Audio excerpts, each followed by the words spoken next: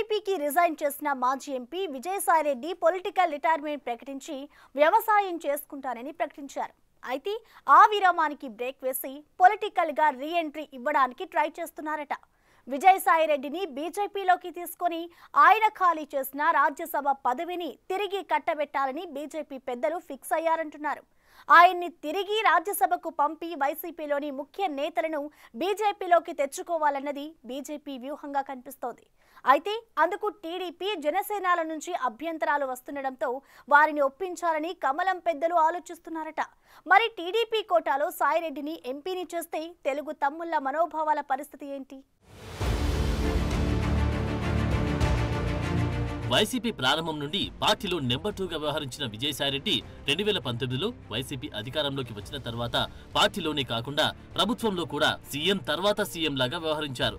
విశాఖ సహా ఉత్తరాంధ్రలో భూకబ్జాలు, సెటిల్మెంట్లు, ఉద్యోగులపై వేధింపులకు పాల్పడ్డారన్న విమర్శలు మూటగట్టుకున్నారు. ఉత్తరాంధ్రకు సంబంధించిన ఎమ్మెల్యేలు, ఎంపీలు, ఇతర ప్రజాప్రతినిధులందరూ విజయసాయిరెడ్డి గీసిన గీత దాటడానికి వీలులేదని అప్పట్లో ఆర్డర్ కూడా పాస్ చేశారంట.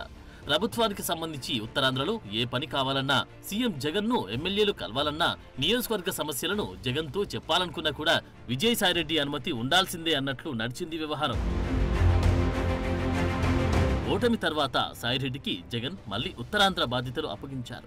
విజయసాయి భూ కబ్జాలు, అవినీతి ఆరోపణల మీద ఆయన కూతురికి సంబంధించి భీమిలి సమీపంలోని సిఆర్జెడ్ నిబంధనలు ఉల్లంఘించి చేపట్టిన నిర్మాణాల విషయంలోనూ కూటమి ప్రభుత్వం కఠినంగా వ్యవహరిస్తుంది. చంద్రబాబుపై తీవ్ర స్థాయిలో విమర్శలు చేసే విజయసాయిరెడ్డి మళ్లీ ఉత్తరాంధ్ర రాజకీయాల్లో కీలకమైన నాయకుడిగా వైసీపీ నుండి రాజకీయాలు చేయడానికి సిద్ధపడితే కూటమి ప్రభుత్వం ఎంతవరకు విజయసాయిరెడ్డి ఆటలు సాగనిస్తుందా అన్న చర్చ జరిగింది.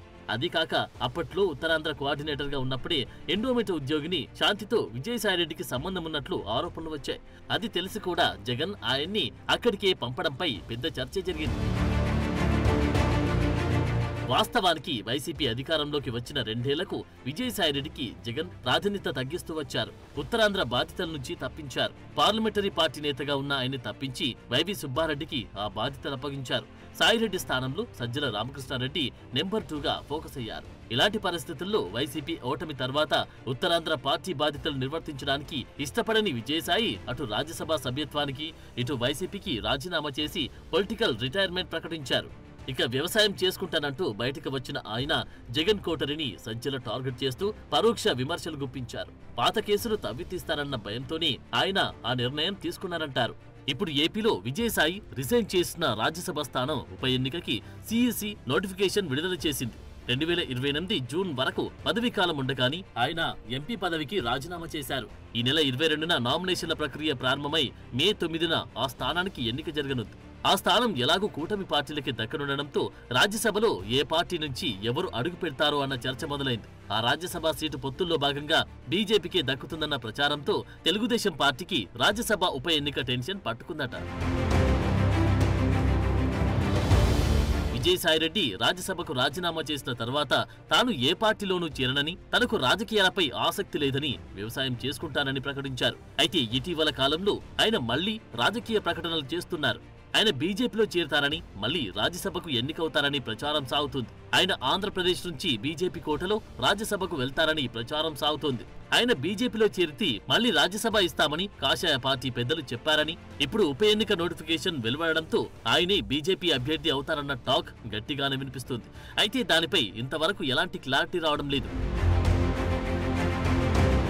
అయితే విజయసాయి ఆంధ్రప్రదేశ్ నుంచి రాజ్యసభకు వెళ్లాలంటే టీడీపీ, జనసేన ఆమోదం తప్పనిసరి. రాష్ట్రంలో బీజేపీకి కేవలం 8 ఎమ్మెల్యేలు మాత్రమే ఉన్నారు. టీడీపీ ఎమ్మెల్యేల ఓట్లతోనే ఆయన రాజ్యసభకు వెళ్లగలరు. సాయిరెడ్డి విషయంలో చంద్రబాబు ఏ నిర్ణయం తీసుకోవాలన్నా పవన్ కళ్యాణ్ తో సంప్రదించకుండా తీసుకునే పరిస్థితి లేదు. ఈ పరిస్థితుల్లో టీడీపీ అధిష్టానం ఎటువంటి నిర్ణయం తీసుకుంటుందో అన్న ఆసక్తి టీడీపీ వర్గాలతో పాటు రాజకీయ వర్గాల్లోనూ నెలకొంది. గతంలో విజయసాయిరెడ్డి వైసీపీలో ఉన్నప్పుడు ముఖ్యమంత్రి చంద్రబాబు నాయుడు, ఆయన తనయుడు మంత్రి లోకేష్లపై తీవ్ర విమర్శలు గుప్పించారు. టీడీపీకి అనుకూలంగా ఉన్న మీడియా, బీజేపీ రాష్ట్ర అధ్యక్షురాలు, జనసేనాని ఇలా అందరిపై సాయిరెడ్డి నోరు పారేసుకున్నారు. అయితే రిటైర్మెంట్ ప్రకటన సమయంలో జగన్ ఆదేశాలతో సజ్జల రాసిచ్చిన స్క్రిప్ట్లు చదివానని వెల్లడించి కలకలం రేపారు. ఏదేమైనా టీడీపీ వర్గాలు ఆయనను వర్గశత్రువుగా చూస్తుంటారు. ఇటువంటి పరిస్థితుల్లో ఉప ఎన్నిక జరగనున్న ఒక్క రాజ్యసభ సీటు పొత్తుల్లో బీజేపీకి దక్కి ఢిల్లీ పెద్దలు విజయసాయిరెడ్డిని రాజ్యసభ అభ్యర్థిగా ప్రకటిస్తే టీడీపీ ఎలా స్పందిస్తుంది? అధినేత చంద్రబాబు ఏం చేస్తారు? తమ బద్ధ శత్రువుని తమ ఎమ్మెల్యేల ద్వారా రాజ్యసభకు పంపాలా? ఇదెక్కడి కర్మరా బాబు అని పార్టీ అభిమానులు, నాయకులు, కార్యకర్తలు చర్చించుకుంటున్నారు. ఒకవేళ నిజంగా విజయసాయిరెడ్డిని రాజ్యసభకు పంపించాల్సి వస్తే మాత్రం టీడీపీ శ్రేణుల్లో తీవ్ర అసంతృప్తి వ్యక్తమవడం ఖాయం. కుటుంబంతో విదేశీ పర్యటనకు వెళ్లనున్న చంద్రబాబు ఢిల్లీ వెళ్లి బీజేపీ పెద్దలను కలవనున్నారు. ఆ భేటీలో విజయసాయిరెడ్డి వ్యవహారం తేలుతుందంటున్నారు. వాస్తవానికి 3 నెలల క్రితమే విజయసాయిరెడ్డి కాషాయ కండువా కప్పుకుంటారన్న ప్రచారం జరిగింది. కానీ అప్పట్లో చంద్రబాబు అంగీకరించకపోవడంతో అది వాయిదా పడిందట. అయితే ఈసారి ఏం జరుగుతుందో అన్న టెన్షన్ తెలుగు తమ్ములలో కనిపిస్తోంది. ఒకవేళ కాషాయ పెద్దలు విజయసాయిరెడ్డిని చేర్చుకోవాలని, రాజ్యసభకు పంపాలని చంద్రబాబుపై ఒత్తిడి తెస్తే మాత్రం ఆయన ఒప్పుకోక తప్పదంటున్నారు. రాష్ట్ర ప్రయోజనాల కోసం ఆయనకు అది తప్ప వేరే మార్గమేమీ లేదంటున్నారు. అయితే సాయిరెడ్డిని టీడీపీ కోటాలో రాజ్యసభకు పంపితే పార్టీ శ్రేణులకు అధిష్టానం వివరణ ఇచ్చుకొని సముదాయించాల్సి ఉంటుంది. ఇలాంటి పరిస్థితుల్లో చంద్రబాబు ఈసారికి చక్రం తిప్పి విజయసాయిరెడ్డి రాజ్యసభ ఎంట్రీకి బ్రేకులు వేస్తారా? రాజ్యసభ ఎంట్రీకి బ్రేకులు వేసిన బీజేపీ పెద్దలు ఆయన్ని తర్వాతైనా రాజ్యసభకు పంపడం ఖాయమన్న అభిప్రాయం వ్యక్తమవుతుంది. మరి చూడాలి సాయిరెడ్డి భవితవ్యం ఎలా ఉండబోతుందో.